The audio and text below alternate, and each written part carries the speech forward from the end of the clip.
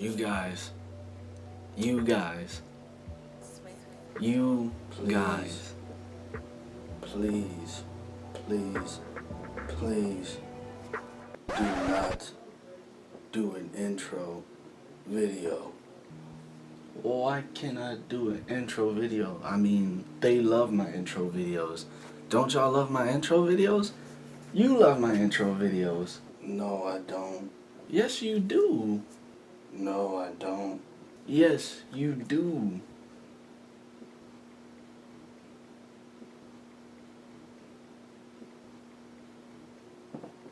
You gonna lay right there and lie like that? Fine, okay. Yes, I love your intros. Fuck, I hate everything else. Trees, cars, telephones, videos, Teen Titans Go, the fact that they canceled the Tomorrow People Season 2. Fuck. I live every day waiting for the day to watch your review, to watch all of your reviews. That's all I live for. Metreon, Santos, roll the footage.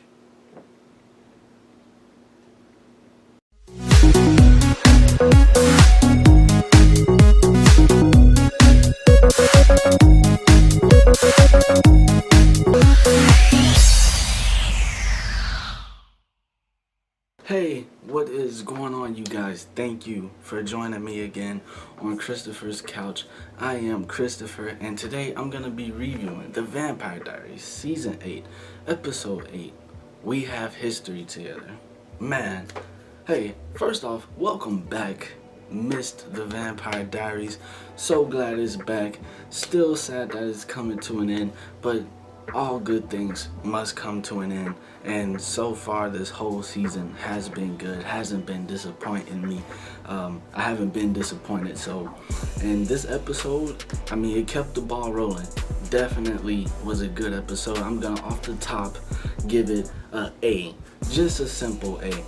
There was a few things that went on with this episode. I mean, we had Matt and his dad, we had Stefan and Damon, and then we had Sybil and Caroline. So I'm gonna go ahead and start off with, I guess I'll start off with Sybil and Caroline. I mean, pretty much this episode, Sybil, who's now a teacher or something, is pretty much looking for a bell, and she needs Caroline's help to find it. So she kind of pretty much just forced these kids to damn near commit suicide, will kill themselves, set themselves on fire if she doesn't get that bell. And so that's what Caroline's job is to do. And that's pretty much it for them.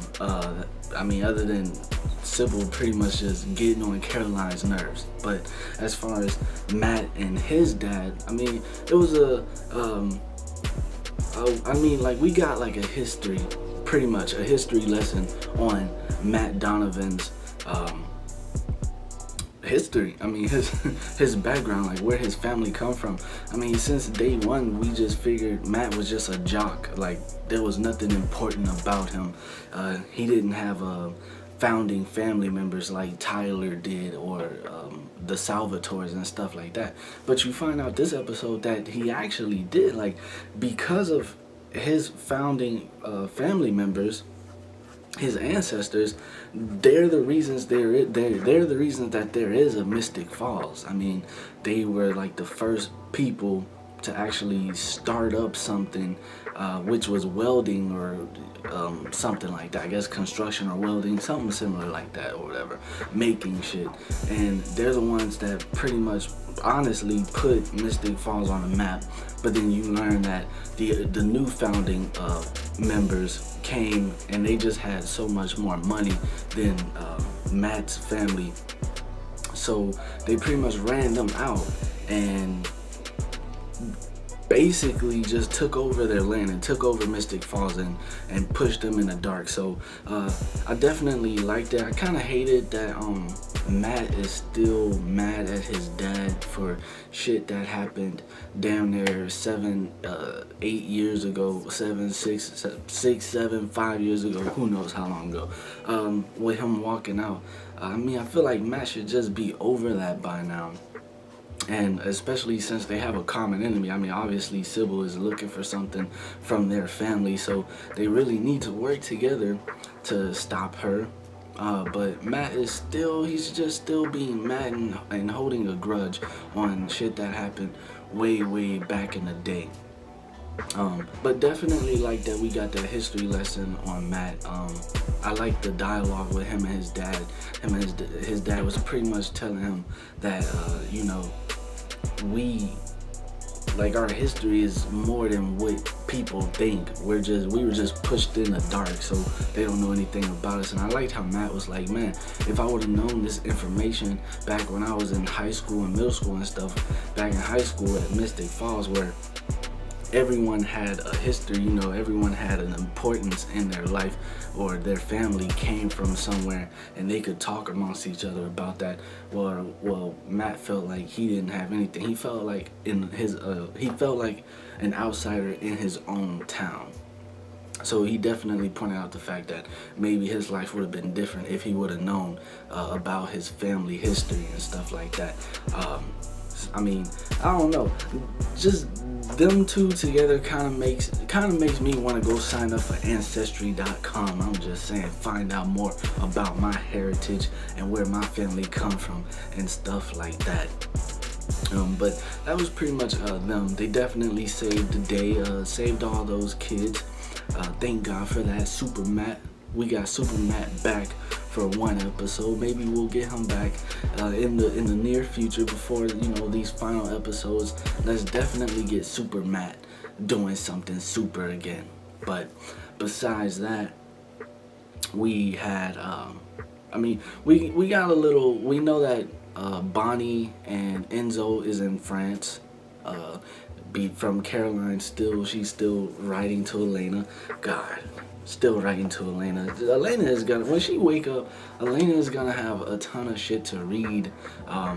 Will she even have enough time to read all that? Who knows? I don't even know. I mean, I think by the time Elena's done reading all those things, she might end up, honestly, Elena might end up dead reading all the notes and stuff, and the damn near, these people are probably writing books. Honestly, I know Stefan probably has a few diaries just for Elena to read, and that's just Stefan alone. You still got Bonnie and Caroline who's writing shit.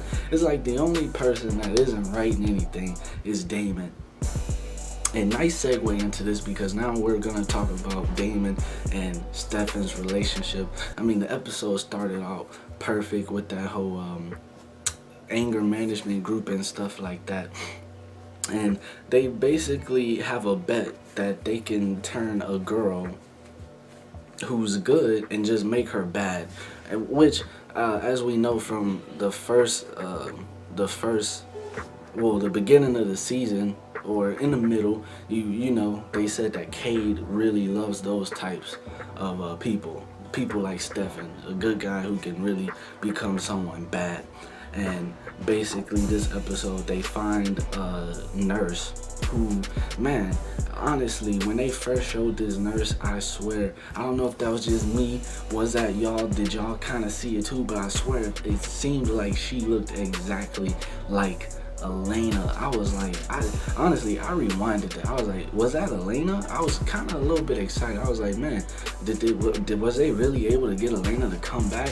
Maybe they did get Elena. Maybe I'm not going crazy. That was Elena, and that was all Elena did, was she came to do that quick 2-second little show of her face, and then that's it. Like, she came for the final season, and that was it. If that's true, that would definitely suck. But honestly, when they first showed that nurse, I was like, was that Elena? Definitely rewinded it probably about twice.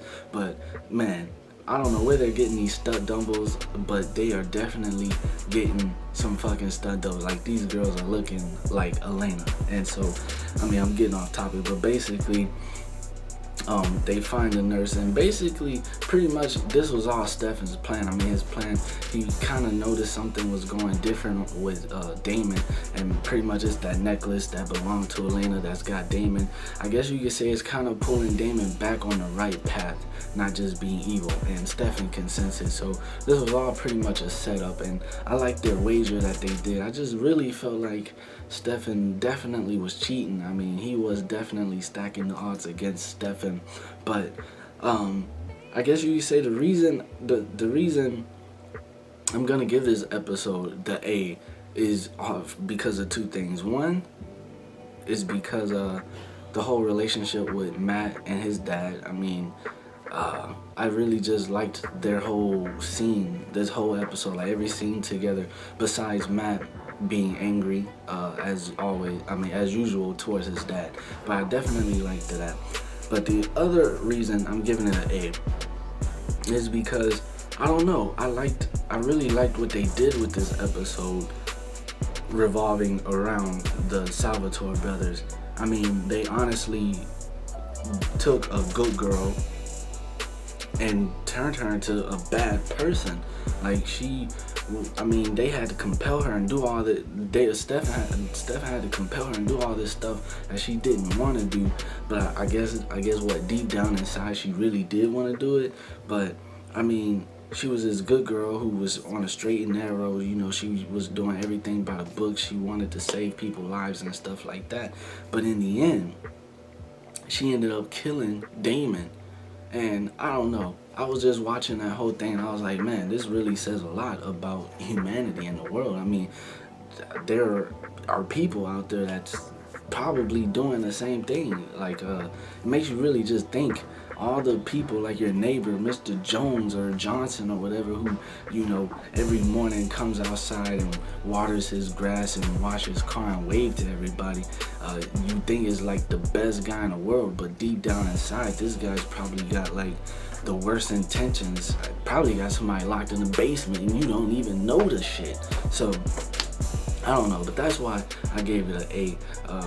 I didn't give it a plus sign at the end of that A because, I mean, it was just a steady episode. Besides those, it definitely was steady, but it was a kind of a small conflict because towards the end of the episode, well, the very end of the episode, Damon, who ended up throwing Elena's necklace out and killing the girl who looks like Elena to prove to Stefan that, you know, he's over it and stuff like that, went back to get the necklace, and he was talking to an inmate, and the inmate kind of just opened up his mind to something.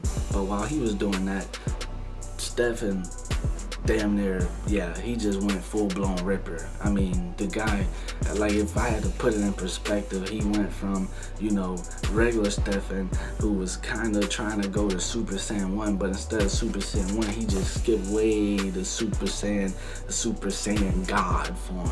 Basically, like, Damon steps into that hospital, and Stefan, he has just killed everybody, and I actually enjoyed watching that. Like, we haven't seen so much gore and heads since, I don't know, I can't even remember the last time we saw that much.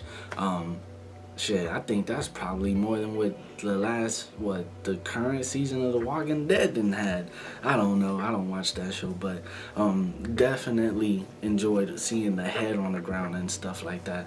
Like, I don't know, they're definitely stepping it up for this final season, but yeah, I mean, we got Ripper, full-blown Super Saiyan Ripper Stefan. Hey, the streets aren't safe anymore. I'm talking about, you're gonna have to walk around with that Draco around this man. You don't know what's gonna happen. But like I told you guys, overall, I give it an A. I didn't see anything wrong with it. I liked it, and I hope you guys did too. But it is coming down to its final episodes because this is the final season, sadly. But other than that, I mean, hey, I guess we just gotta enjoy it while it lasts. But definitely looking forward to the next episode, and hopefully, I don't know, maybe I don't know. I'm trying to work it out to where maybe I can do live reactions. Maybe I would really wanted to do this episode review as a live reaction, but unfortunately I wasn't able to. So maybe if I keep digging to see how I can properly do it without getting my shit copyrighted or anything like that, maybe by the time we get to the last episode, maybe I'll be able to live react to the final episode of the final episode of the Vampire Diaries. But hope you guys enjoyed my review, and if you have anything to say, please comment down below. And thanks to everyone that takes the time to watch these videos and just show me some support. Thank you guys so much, and please like, comment, and subscribe, and share, why don't you? But until next time, I will catch you guys later. Deuces.